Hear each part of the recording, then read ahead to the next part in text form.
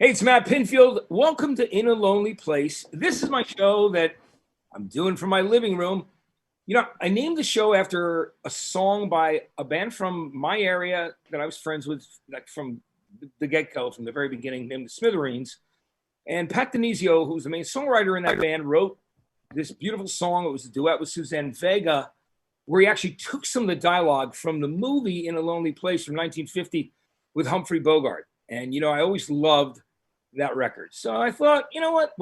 A lot of us are isolated by ourselves, but we're never totally alone because we're able to stay in touch with each other. And, friends, family, and music are the things that absolutely get you through this. So we're doing this for Music Cares, and I want to thank all the sponsors that are involved: Taylor Guitars, Roland, Wah Music. I love doing this because it's a way to stay in touch with my friends and the people I love. And the guy I have on today is a guy that I love very much. We met back when I was an A&R guy at Columbia Records, and I signed a band called Midtown from New Jersey, who I just loved and gave support. The singer was just an amazing guy. I really believed in him and them. And when the band broke up, they started working on a project with my guest today. And in the Crush Management offices in New York City, which is a major, those guys are also my friends. They're a management company that manages Green Day and Panic at the Disco and a bunch of other people. Sam and I met and we bonded over Sly and the Family Stone. And that was like the thing. We talked about that and Stevie Wonder. And I'll never forget it. So my guest is an award-winning songwriter, producer, and an incredible human being that I love very much, Sam Hollander. Sam, what's up, man? How are you? Hey, what's up, my brother? How are you, man? I'm good, man. I'm hanging in there. For guys like me, isolation is a really difficult issue. Yeah. You just have to fight through it, man. Because I love to be out at seeing shows. I just love to be in major contact with people. So it's super important. And it is music and love for my family and friends that is getting me through these times, It's hard. I feel like the Groundhog Day aspect of this is like nothing I've ever experienced. Every morning the Sonny and Cher wake up is very trippy, and same thing. My family and my friends, and obviously and music, and the fresh air when it doesn't rain here. It does. Every day is a little lighter, and I know we will hit the end of the tunnel as they keep saying, but it's being in it right now, man. This is so trippy. I really feel like I'm tripping my face off. It's very kooky. It's Diamond Dogs, Bowie's album, like that, Yeah. Doom, and 1984, and Cyberpunk, William Gibson, Philip K. Dick. Yeah. It's all of it in a bowl of gumbo. And the reality is, man, I'm like, at the end of the day, I've turned the TV off. I won't watch anything that, just everybody's got, man, everybody, I think that the media is run, it's just everybody's on steroids with sort of fear right now. And unfortunately, selling fear is a problem, Yeah. And fear is the, the opposite of faith, and we have to literally work through this entire thing and keep ourselves together for those we love. Speaking of which, Sam, last time I saw you in person, we were with Adam Schlesinger, and you had invited me to a showcase.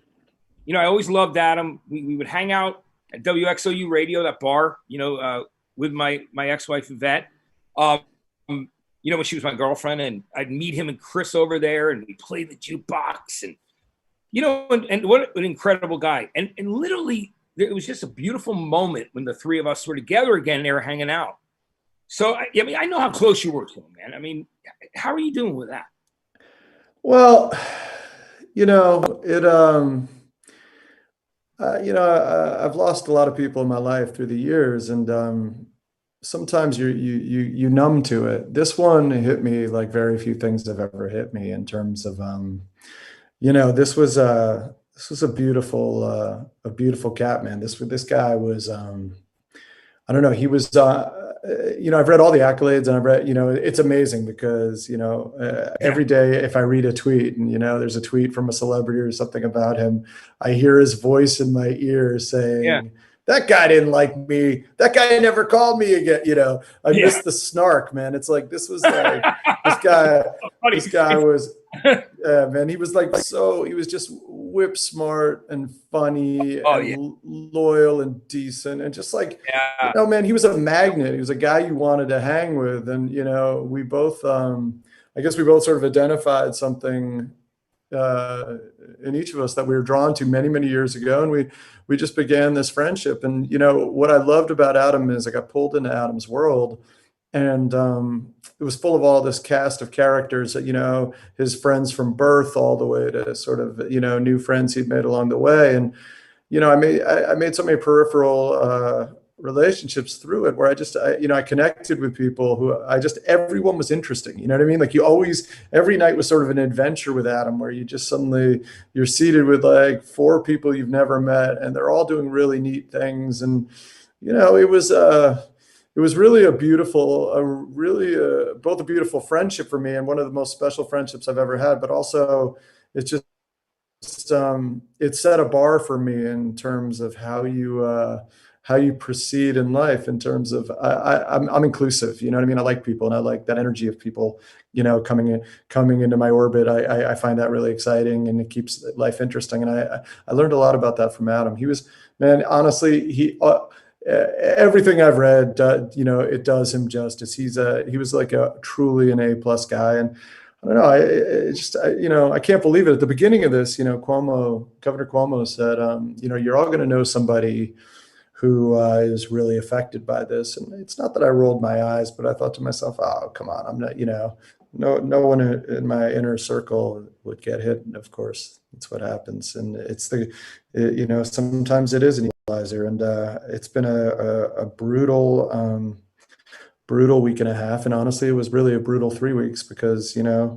it just was just an arduous process of trying to get details. And just, his girlfriend, Alexis, was amazing, keeping us all in the loop of what was going on. But, it's tough, man. Every day is a little trickier. So we got to keep going. It's a true test of, like literally the resolve and, and the will to keep carrying on, man, and he was I loved him. He was a great guy, man. And thank you for getting us back together at that period of time. And that was a great night, man, and I got to talk to your studio, which was great, so. Yeah, man. I mean, look, and that's but that's the spirit of Adam, right? It's just like reunite people, connect people. I mean, our karaoke nights have become just these incredible free-for-alls of just strange. Do it again. I mean, I literally.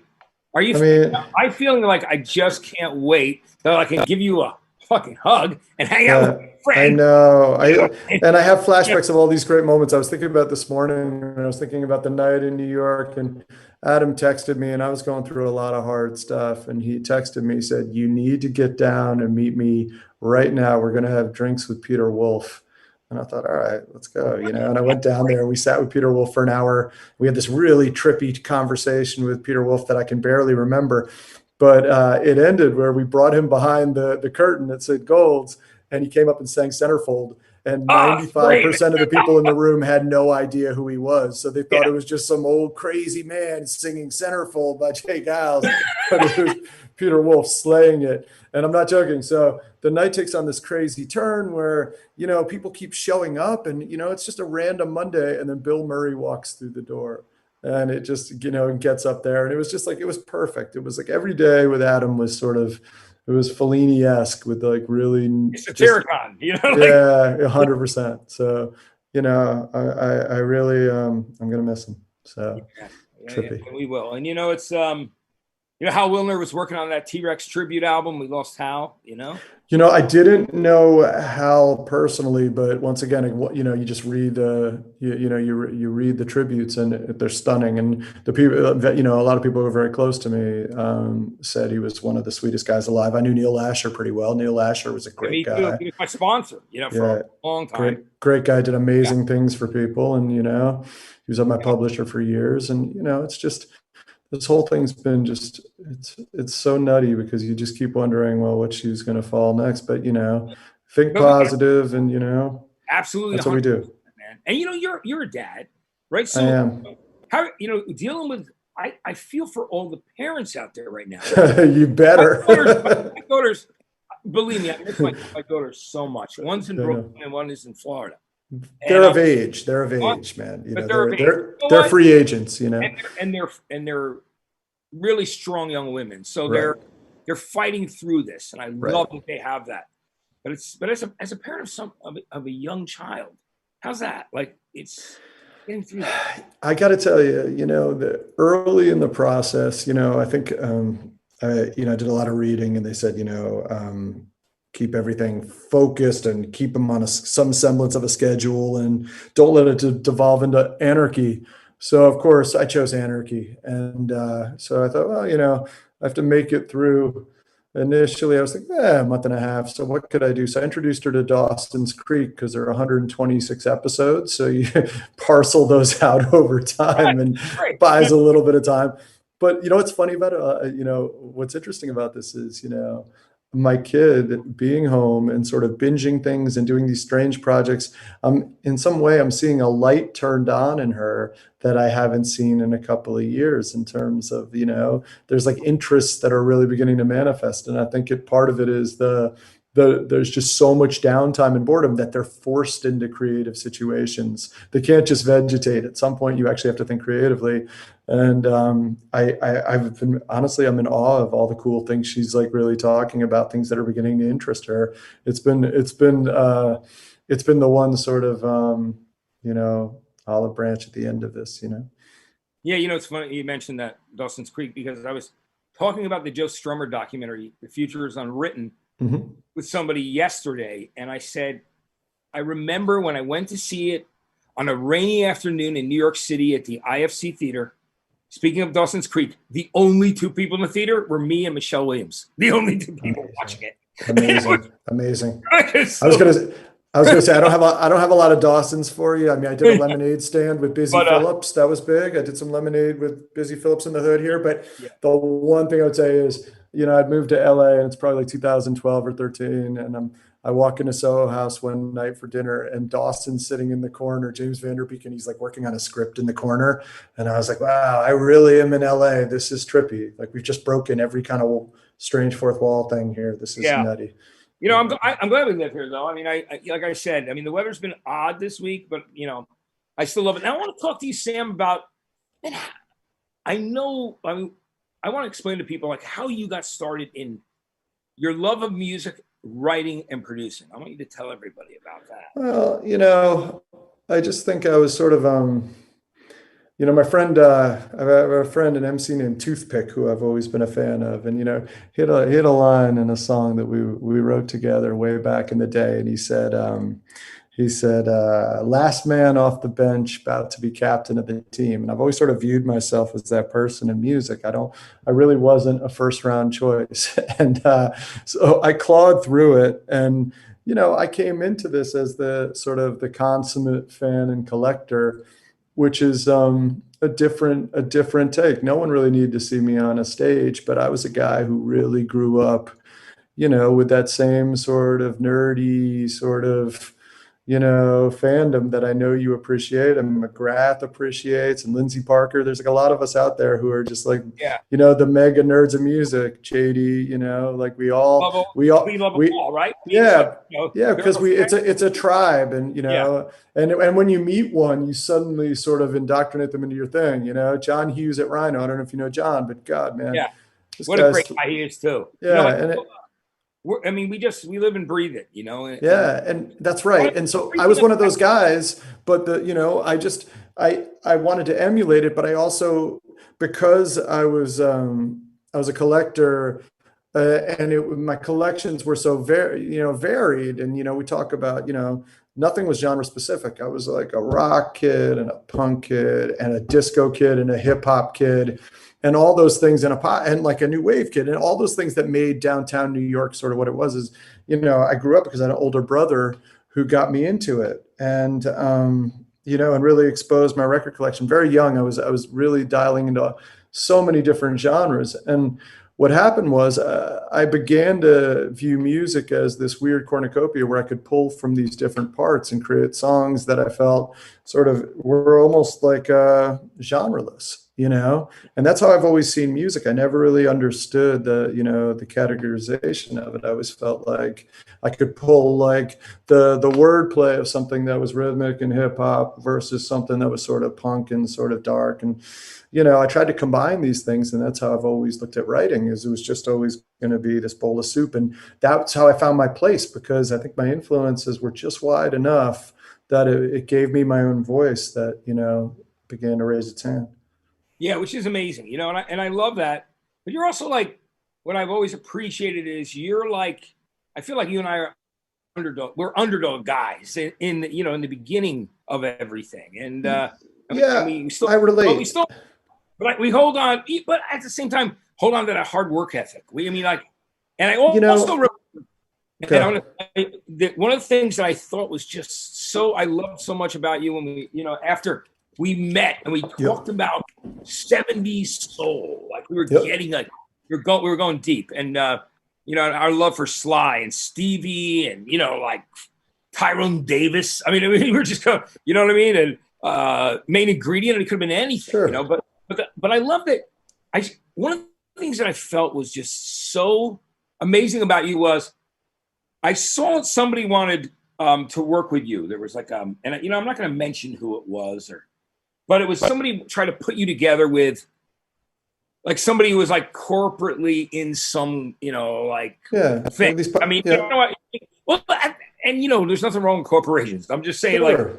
but it was this artist, and like the next time I saw you, I asked you, I go, how'd that thing go a couple days ago? I go, and you said to me, he goes, just couldn't feel any realness in it. So I had to let it go. And that was amazing to me, Yeah. because we like so many things that when you work with somebody and you can't find your realness, that's like, that's saying a lot. I mean, I'm quick to shut it down, but I don't do that. I do that to spare everybody. Look, the way songwriting is set up. I write with artists. I've never really written pitch stuff successfully, so that was never my lane. My lane was collaborating with artists, which was perfect for me because I was like this consummate fanboy who couldn't believe I was in the room with these people. And Oh, like, oh, hey man, that's both of us, right? But yeah, man. Like, oh my God, like I'm with Carole King or I'm with Paul Williams or Ringo or one of these cats. And I'm like, it's crazy. But so because I nerd out on that level, I have to, with everybody, I have to believe in the artistry. Um, I just have to, there has to be something that I can sink my teeth into that makes me believe that I would kill for this, and that I can channel it and I can summon it, and the words and the melodies will come to me because I'm working with somebody who brings even more to the table. And so if I'm writing with something and it feels like contrived or calculated, and this is no knocking anything pop or anything like that, because there are brilliant pop artists I've collaborated with who are absolutely artists at a freakish level. exactly. Nothing is genre specific, but if I something agree. feels like it is driven, it isn't driven from like a soulful place, and I don't buy it. I end the session immediately, because they're going to go on the next day and write with somebody who finds some merit in it that I don't. So why would I waste anybody's time? I feel like it's much cooler to just step away from something. If I don't feel like that our hearts are aligned musically, there's no point in going further. And I would hope they would do the same with me. It's worth shutting it down. You don't want to waste people's time. Life's too short. And I respect people's time. You know what I mean? I respect people's time because honestly, but look, we're all in this, like, man, we're all fighting for our survival and our musical identities. And I would do anything to, like, I want to see everybody win. And that, by the way, is a Schlesinger philosophy, man. It's like, yeah, I want to see people win. I believe in people and I want people to win, but I want people to win doing the right thing and putting it, if it's believable and it's written for the right reasons, man, I'm a cheerleader every time out. And that's the thing I always said, and back in the day with 120 minutes, once in a while critics would say, well, he seems to like everything, which is absolutely true. But at the same time, I respect and love musicians. And the fact that whatever somebody does to put the blood on the tracks, and they spent 6 months or whatever it took to make that record, I wanted to give them the respect and relate that so that people that would find them like make that connection, you know? Remember, So in my heart, I'm adding an ingredient from the beginning of the recipe, right? We're building up a cake, and I'm in the ground floor of the cake. But the reality is, the artist then goes out, and they're touring these things for a year and a half, and they're waking up at 4 in the morning every day to do, local talk shows and national stuff, and they work so hard. And if I think that if you're not really in the mix, sometimes you're not aware of how hard it is. These people, their lives are completely uprooted to promote something. So the fact that these guys, whoever I collaborate with, the work that they put into it is tenfold over what I'm doing. So I come from a place of respect. totally. And all I'm trying to do is, as a fan, come in the room and hopefully, like, just approach the movie. It's a note I learned from Nile Rodgers. Nile Rodgers said to me when I was about 27, 28, we were writing a song for Donna Summer. And Niall said to me, look, man, I had hit a wall, and I was apprehensive because when you say Nile Rodgers and Donna Summer, if you add Barry Gibbon to that, that's like the trifecta of greatness of my youth, of a certain Yeah, thing. right. It's incredible. And I said Yeah. to him, look, man, I'm not intimidated. I don't, I'm hard to, I'm a tough kid. I'm hard to ruffle, but how would I approach this? Cause I don't want to overstep, and I want to be respectful. And you two are really the greatest. And he said to me right then and there, man, you come into it, treat it like you're a director, and you're making like the sequel to the movie. And what's the sequel? And just speak openly about it, and have no fear, and just, just speak it, and let your sort of presence be felt. Do not be a wallflower. Do not sit back and be passive. Like, step up and go for the jugular with your idea, because even if you put it out there and it whiffs, at least like it comes from a really organic place. So that's what I did, and that's when I began to understand how to approach artists, because I think your first instinct is to go in with kid gloves on. But I take a different approach, which is I go on, I've done so much due diligence, and Yeah. I put so much thought into, of what I would want from somebody, man, what I would want to hear. You see yourself in their position, which I love. But as a fan and music fan, you look at a song that you're working on, and think about, like, how can I make this better? What can we do with this thing? Speaking Yep. of Niall, Niall and Carlos Alomar co-wrote "Fame" with Bowie and Lennon. Yep. Those guys, when I was elected to the Board of Governors of the Grammys in New York, and you were on it as well, like we wrote at some point, right? Yep. I loved just to hear their stories, man. Like, it was just like I wanted to hear Look, every like, James Brown record and Edwin Starr, and it was just great. For me, I think what keeps me waking up in the morning is the reality that I get to work with like little kids with funny haircuts who have fire and a punk rock sensibility and want to just take on the world and just steamroll. And then I get to work with sort of icons and legends of different eras who like Ringo Starr, Billy Idol recently, like you Carole King we talked about. Phil Collins, Def Leppard, the OJs, man. I mean, Dude, it's OJs, right? I mean, yeah. I mean, you look, love that. the fact, the thing that, like, creatively, what gets me up in the morning, like, if I have one of those days with one of these cats and I really bring it, and they send me a note afterwards that just like that they were psyched and that they were impressed, man, that's 4 years of education for me. It's like I'm trying to learn from the best, and that's why I want to be I want to make music that actually mattered and resonated. But I also want to work with people who teach me constantly, so I just keep learning, because it evolves. I try to stay up on everything that's happening now of the second. So I'll listen to things that work on TikTok because I'm trying to understand what kids listen to and why they listen to it. And at the same time, I want to work with the greats and learn the narratives and learn about, Ringo and Harry Nilsson and, Keith Moon driving down from the mansion on Sunset Boulevard. I really wish I had met Keith Moon.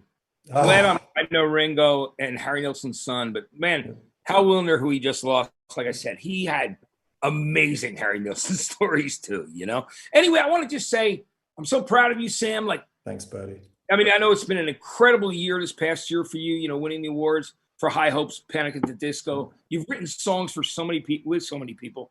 and for so many people, with Fits in the Tantrums. I mean, the list can go on and on. But right now we're going to talk about 7 of your favorite albums. Fun. Because the thing that we met about is not one of them is on this list. But I'm going to start with the band from the place that I was born, Athens, Georgia, REM, Life's Rich Pageant.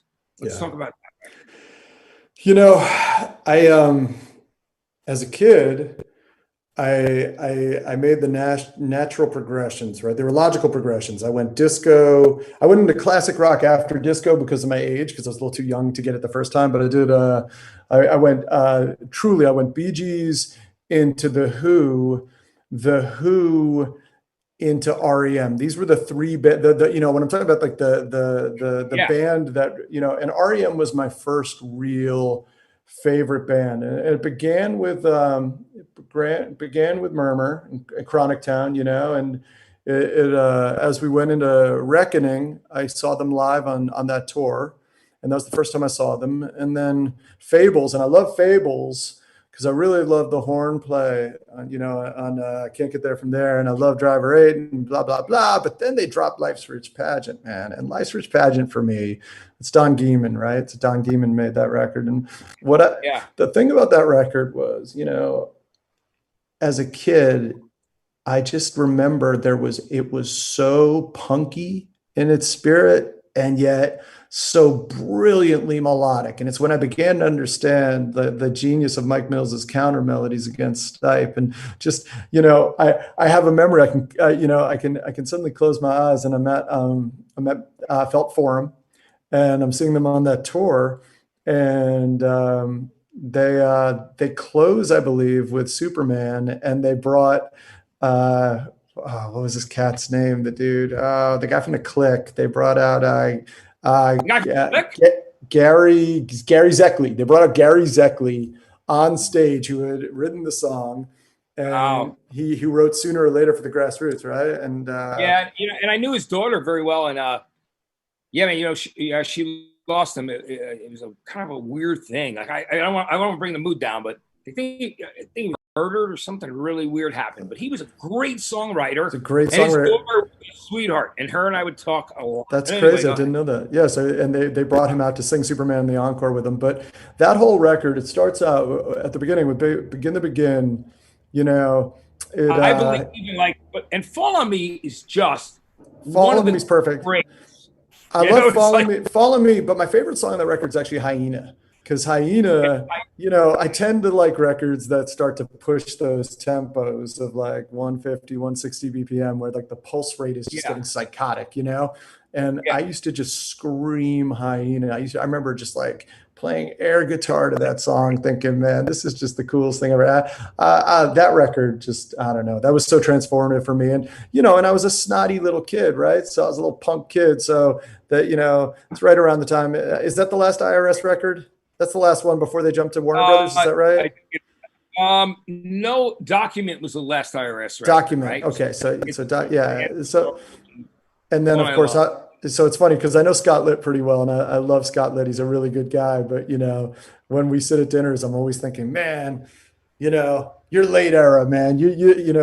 I like the Gehman, the Don Dixon stuff. Like Don Dixon. Yeah, Don Dixon was he was a great producer, right? Those guys were just so cool, man. Those guys like the dudes from Let's Active, and Mitch Easter, man. Mitch Easter was, man, that guy was great too, And I think he might be a Facebook friend of mine, but I don't know if it's a real Facebook friend.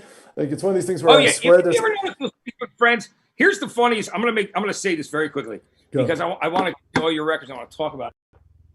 This guy was like trying to say to me that he was Dean DeLeo and from Stone Temple Pilots.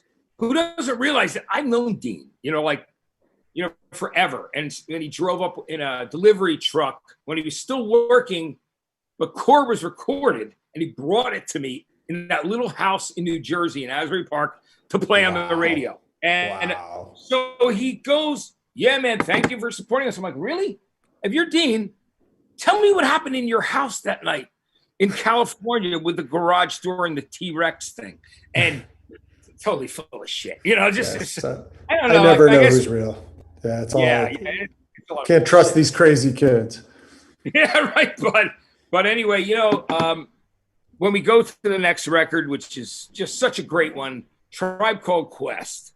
Let's talk Yeah. about this record This because is this is my, it's funny because today is the 30th anniversary of this record. It's the 30th what is today? anniversary. Today is. It's the Yeah, 30th anniversary of People's Instinctive Travels. And it's also Q-Tip's birthday. And, this is my favorite album I've ever owned. This is my number one favorite album. And the reason I say that is, I was 17 when De La Soul came out. And, I thought that was just, when I heard De La Soul, I thought, okay, Big Giant this Rising. I is mean, it was fucking amazing. yeah, when they started dropping those singles, and they dropped Jennifer, She Taught Me, and they dropped Me, Myself, and I back to back, and I know. Potholes in My Lawn, Potholes in My Lawn. And Yeah. that when I heard like Say No Go, and they had a Hall and Oates sample, and they had the Turtle samples, and they had all this, And Steely Dan, who we were talking about before Yep. we got on here, because I posted, I love Any Major Dude. We were talking Yep. about that. Yeah, and they had Steely Dan samples, exactly. I mean, all of it, and P Funk and everything else, and it was all the way they did it was the first time I didn't even know these guys, but I felt like they had a window into my soul because my soul was this weird mix of stuff and genres and cross genre bending and stuff, and they were all doing it, and they were doing it sampling. Prince Paul was doing it, and Q-Tip featured on the record, and he featured on the Jungle Brothers record. And then they dropped the Tribe Called Quest. They dropped Bonita Applebaum. Actually, I think they dropped Pubic Enemy maybe first, and then And Girl Asked You by Jungle. Go ahead. Yeah, and then go. Yeah, exactly. It's amazing. And then Go Ahead in the Rain. Play that record like clubs all the time. Oh, it's the greatest. But Tribe Called Quest, man, when that album came out, I stood on a tower. I bought it that night, and I went home and I put it on. And that stayed on. That shit literally stayed on till 6 in the morning. And I played it over and over and over again. And obviously, this is pre-internet, and there's samples on that record that I just didn't know. I didn't know the Billy Brooks samples, and there were so many things on there that I had never heard. And my head is just spinning. And Q-Tip's narratives are so crazy. I left my wallet in El Segundo, and After Hours, and Footprints, and Luck of Lucien. And I remember, my good buddy Jake Miller, who passed many years ago, who's one of my favorite people I ever knew. Jake was we were walking through Washington Square Park, and he had met Lucien from Luck of Lucien. And I remember we were both starstruck. We're like, man, this guy knows the Tribe Called Quest, man. He's Lucien, the real Lucien. And we were like all nervous around a guy who got name checked in a song, And for me, that record, everything about that record says, New York, 18 years old, chasing a dream. And, my buddy Tyler Rowe posted something today. He remembered the moment when we were, I guess, 18 or 19. We're walking past Phoebe's bar, right? Or by the Bowery bar, Yeah, exactly, yeah. And Q-Tip's riding in a town car, and he's sitting in the front seat with the driver, and we're both gawking at him, and he just waves at me, gives me a peace sign. And it was one of those moments I thought, man, I'm going to see this guy again. And then fast forward years down the line, Ron Perry connects me to write with Q-Tip. He said, "You're a big Tribe fan. You want to write with Q-Tip?" I said, "Fuck yeah." Pairs me with this guy. We wrote together. And then I get a text from his assistant, and she's like, "Hey," she said, "Q-Tip wants you to come. He's spinning at the Ace Hotel in the basement tonight. You should come over."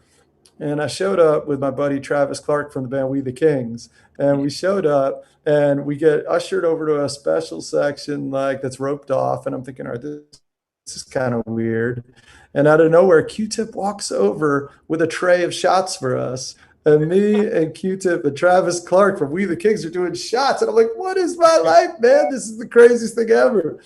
And that's when I really began to think anything is possible, man. I'm permeating. I'm beginning to do stuff that's going to resonate, Yeah. And it's brilliant, man. You know what I mean? I love that. I just want to tell you, having those 12 inches of I Left My Wallet El Segundo, I actually can't think of El Segundo without that song. It's just forever, because we're East Coast guys. Even when I drive by it, I'm hearing the Tribe Called Quest song. And what is that? That sample? That's a Rascal sample, right? Yeah, and the Rascal sample. Yeah. We love Long Island. Yep. We love Long Island rock, man. It's good. Yeah, man. And also, we think about Lou Reed and using that incredible bass line on Can I Kick It is just, you know, you can't help It's but the most incredible thing ever. And then there was I want to say Cut Father and Soul Shock or one of those cats did the remix on that, which I believe used maybe a Coltrane horn, yeah. equally as Oh, fresh. I mean, Coltrane Horn was incredible. yeah. The Love those. sophistication on this stuff Yeah. it was just so beyond me, and it gave me something aspirational. Because I just look, I wanted to write songs, man. At the end of the day, I thought I was born in the wrong time. I thought I was a brill building writer, but man, this exposed me to this whole other world, and then I was just completely hooked. You know, it's funny. I have a story about smoking a joint with Neil Diamond and the guy Leon. That's pretty amazing, but it's just funny. In Dublin, Ireland, me, Nathan, Caleb, and fucking Neil Diamond, and Neil's assistant Susan came up to me and she's standing there. She goes, "Hey, Matt, Neil would like to see you outside on the patio." I go out there, and the first thing I say is, "Neil, they finally released the Bang Years, all your early shit, man. I've been looking for that B-side of Girl, You'll Be a Woman Soon. You'll forget forever." Awesome. And it was awesome. like, and he was telling me about brill building and all the songwriting things. He's like, yeah, I'd go downstairs, we'd hand the mob guys the checks, and they'd give us cash and take their share because they didn't dare fuck with those guys. You know, it was a very it was a very different game. Now now instead of that, you do Pilates and yoga after the session to decompress. The world has changed. Now, Stevie Wonder, you and I have always loved so much, and this next record is the time when Robert Margoloff, who I became friends with out here, and really, he gave me a ride home from my friend Jeff's house one night.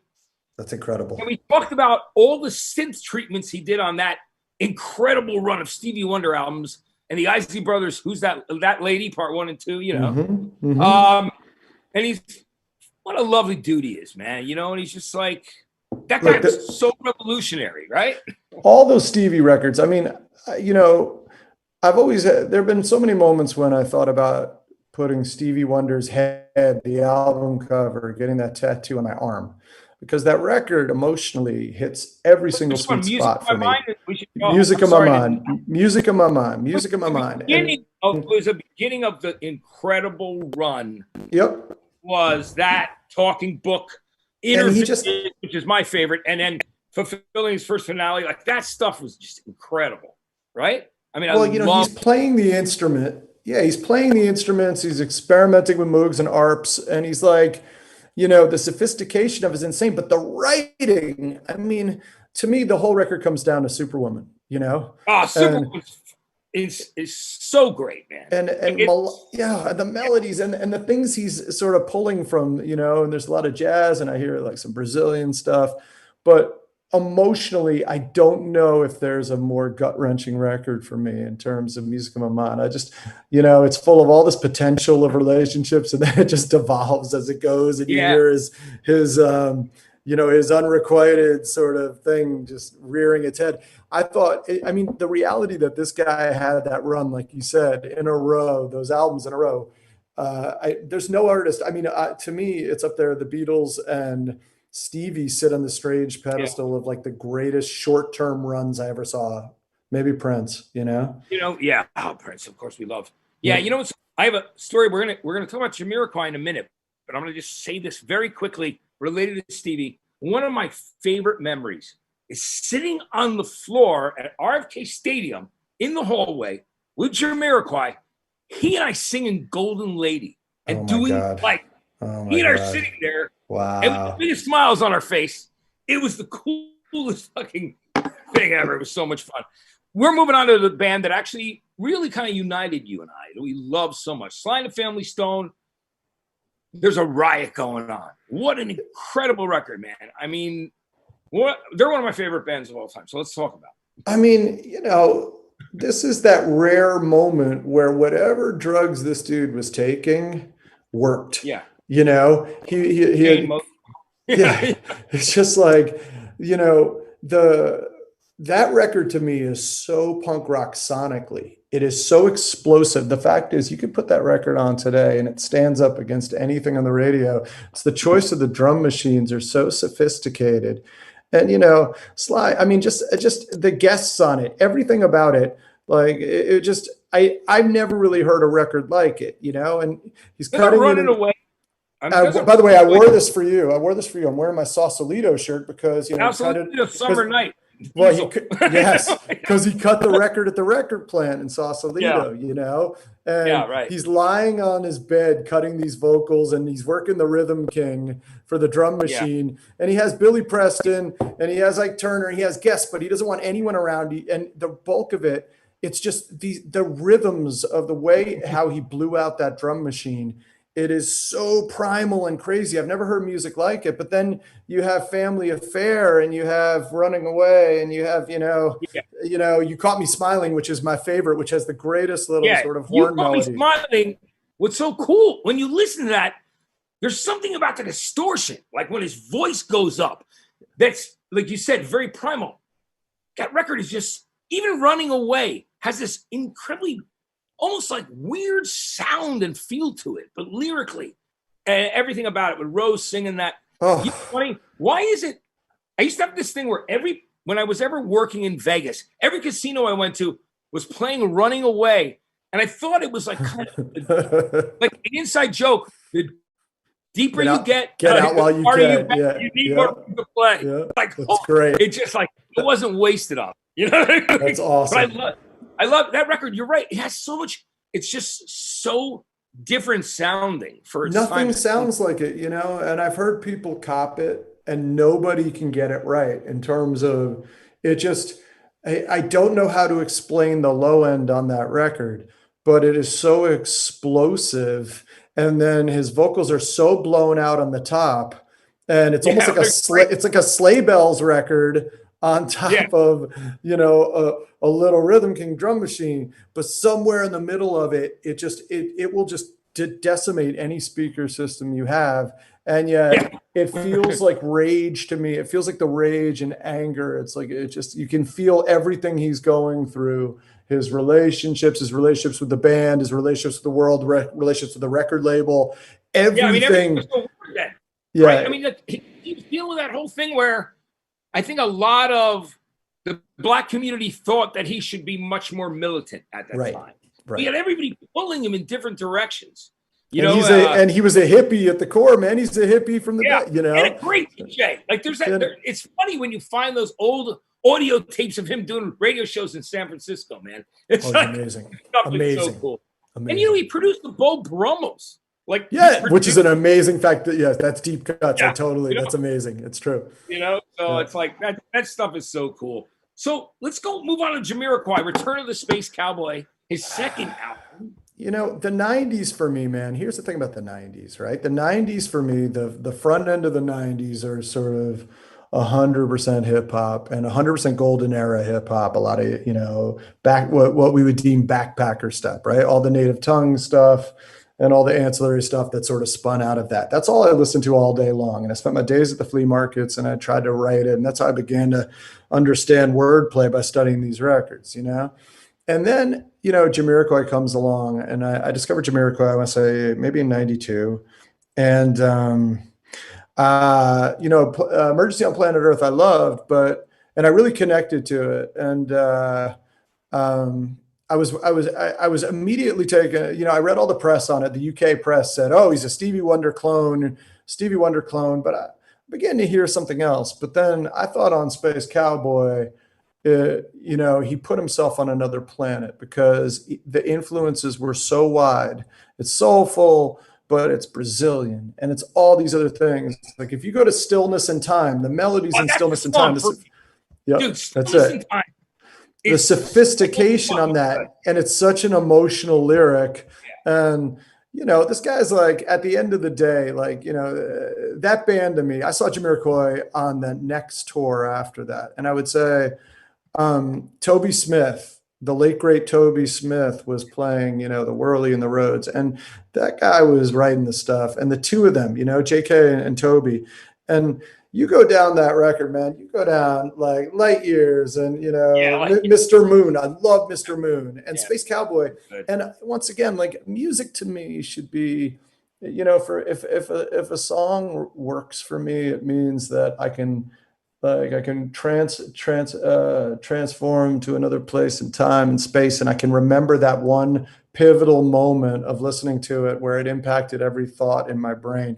And I can close my eyes, and I'm in Fire Island. My brother and I shared a place in Fire Island for a couple of summers, and I'm sitting on a deck, and the sun is setting, and there's a cover band.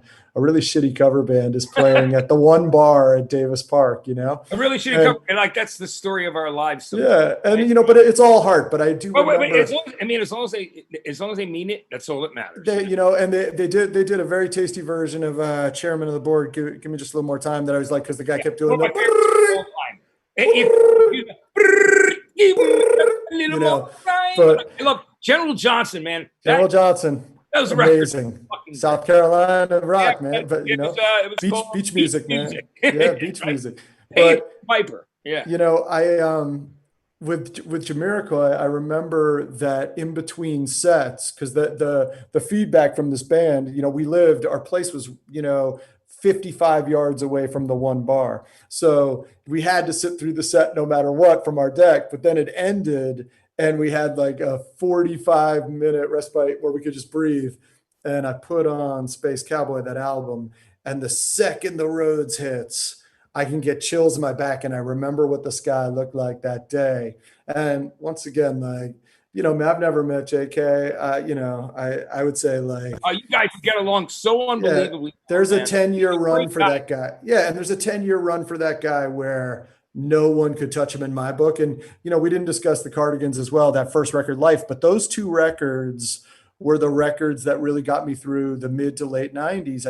Those two acts, I listened to them over and over. And then obviously things like Our Boy McGrath and Sugar Ray and Better Than Ezra Griffin and all this sort of stuff, my boys. But like, I would say there's nothing, Jamiroquai to me is in this very special spot.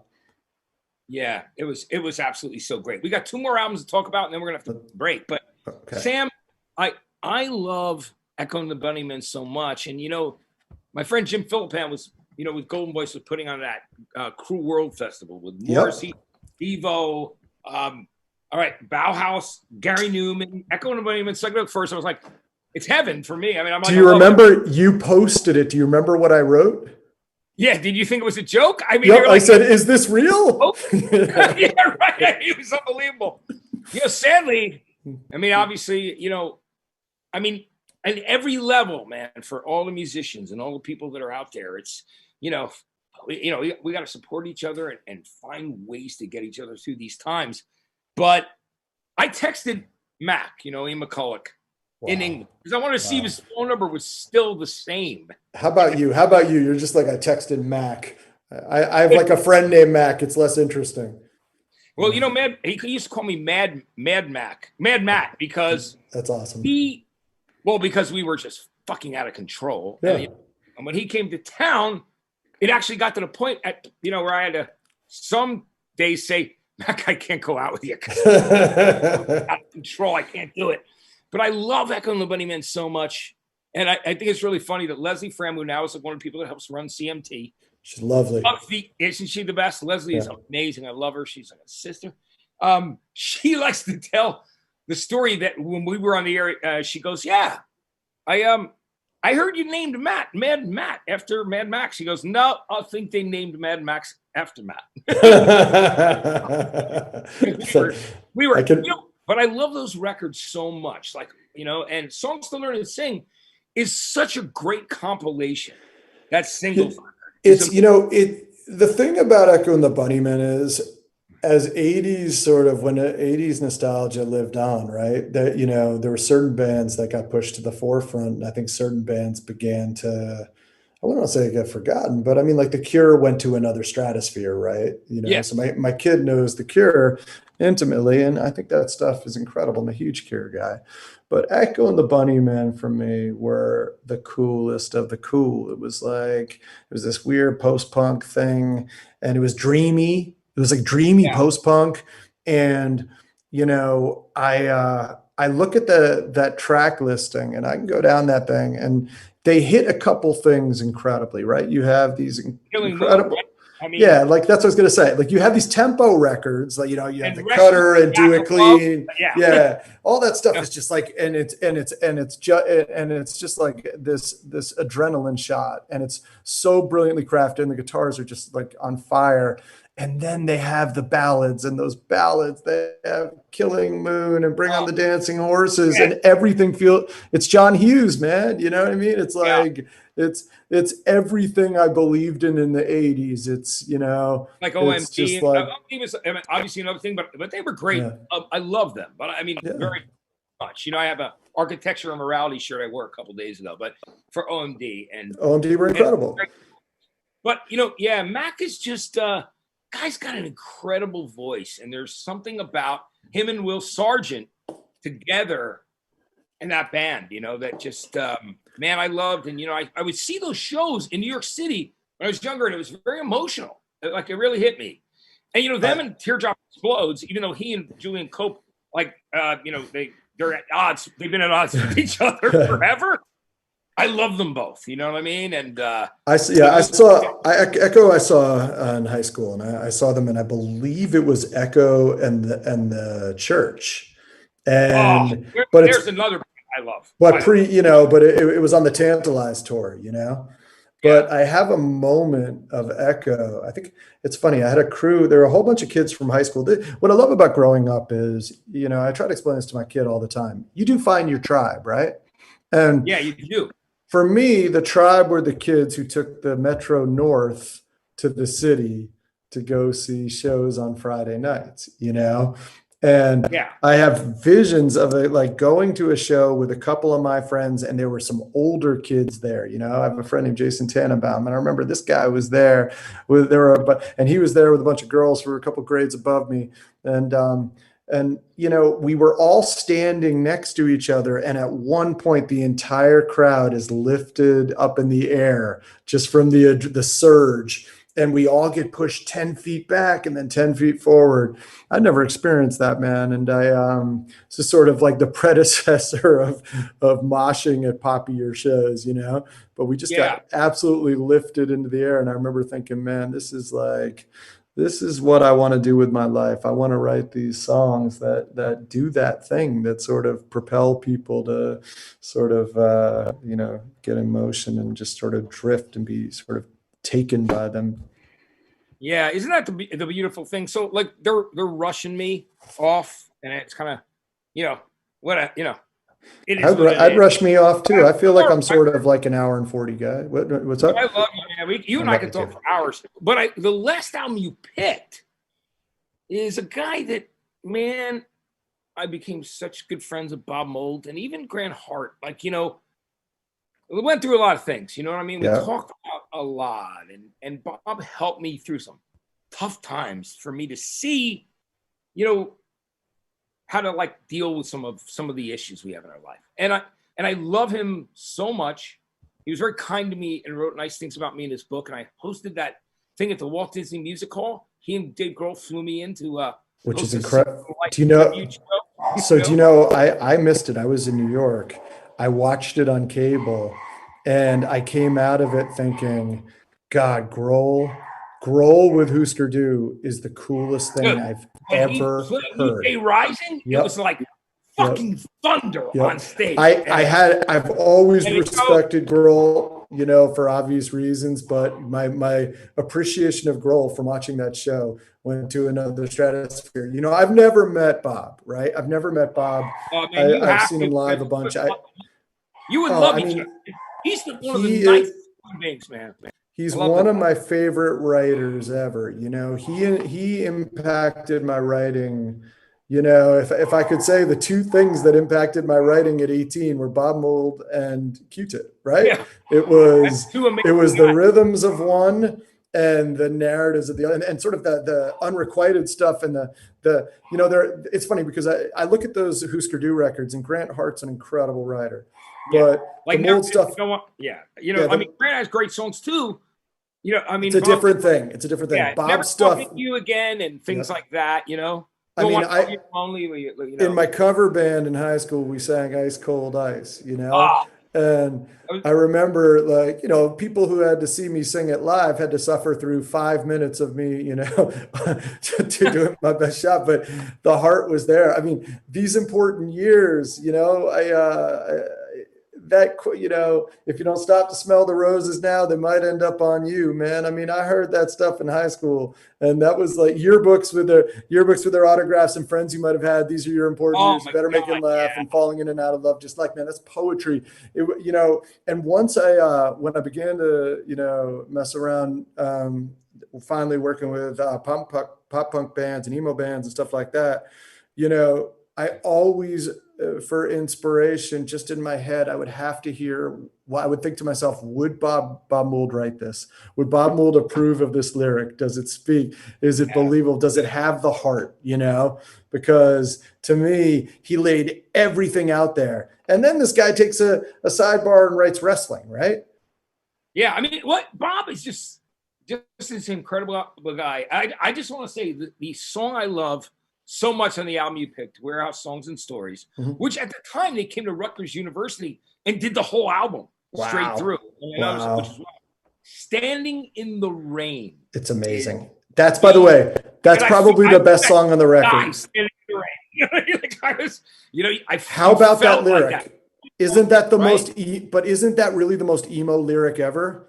Yes. I should have guessed you'd stand me up. Why did I even go now? And I guess it goes to show the sun may well fall out, but it goes right down the drain. Okay, hey, Bob and the Buzzcocks, right? Yep. Blueprint for emo, right? Yep. I could do that song as spoken word. I mean, I know that one so intimately. That song just gutted me as a kid. And I was a kid, who had many who could relate to that lyric tenfold many nights of my life. So, that was one for me, man. Like, that's the best song on the record. And it's also like, that one just still cuts to the core. It's the best of angst and teen and just, God. Hey, Sam, I love you so much, brother. And thanks for doing my show. I love you, buddy. Thank you for having me. And honestly, like you said, I mean, about these times, I think it's so imperative that people think it's not only about the musicians, but it's about the crew and the tech and all the people who work for all these bands. And that's what, guys that, set up the text, like everything. Oh, there's so many people in this business and in every job that get impacted on so many levels. And, I think about them. It's about, that's where my heart is right now. Yeah, I love all those people. They're the people that are a part of everything that it's the fabric of why we do this. You're right. You're right. I mean, music is everything to us. I know. You know what I mean? I don't have anything else. So listen, man, Sam, all the best to you and your family. I love you, buddy. Thank you for having me, okay? Show, man. In a Lonely Place is the name of the show. My tip of the hat to the Smithereens and Humphrey Bogart. And I just want to say, like, if anything, and before they cut me off, I just want to say, if I could go back in time, I never met Pat Denizio. He ate at John's on 12th the way I ate at John's on 12th. And a couple of times he sat at tables across from me, and I was too intimidated to go up and give him love. But what an incredible writer, man. Yeah, Smithereens are fucking great. I mean, they're amazing. The best. I got a lot to love from my old friends in Jersey. Yeah. Anyway, but I love you, buddy. Thank you. Way. Sam, thanks for doing this. I'm going to let it go at 5 o'clock. In a Lonely Place, I think Danita Sparks is next. Oh, and yes, fun. She is from L7 doing the Low High show.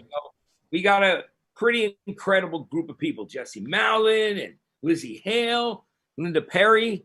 It's nice. Really killing here. We are here. Squad. Putting heart and soul into everything we do. Sam, thanks again, brother. Thanks, bud. Much love to you, man. All right, bud.